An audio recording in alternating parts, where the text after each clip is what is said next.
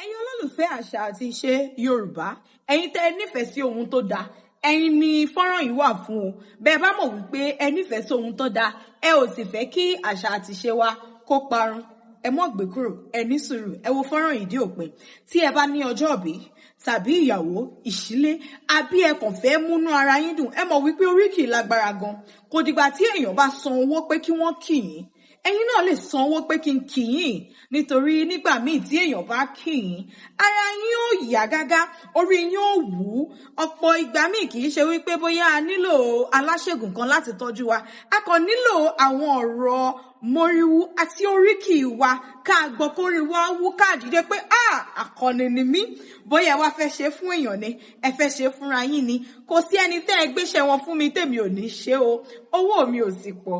Bóyá ìyàwó ni, ìṣílé, ẹ fẹ́ polówó ọjà tàbí ẹ tún fẹ́ kọ́ ẹ̀kọ́ nípa ohunkóhun nínú èdè Yorùbá, ẹ dákun ẹ kàn sí mi. Ẹ kàn sí mi, ẹ̀bẹ̀ ni mò ń bẹ̀ yìí, ẹ dákun ẹ kàn sí mi kí ẹ sì bá mi pín fọ́nrán yìí. Bóyá ẹ tí ìwà fẹ́ kàn sí mi ń sìn, ẹ sì nílò mi lọ́jọ́ iwájú. Ẹ̀yin ò ṣe wá tẹ̀lé mi kẹ́ ẹ pín fọ́nrán mi. Ẹni tó nílò mi, ó lè wà lórí ojú òpó yìí. Ẹ dákun, Àmọ́kẹ́ ọmọ bàbá àbílí, onílù ni èmi jẹ́, ẹ ṣeun.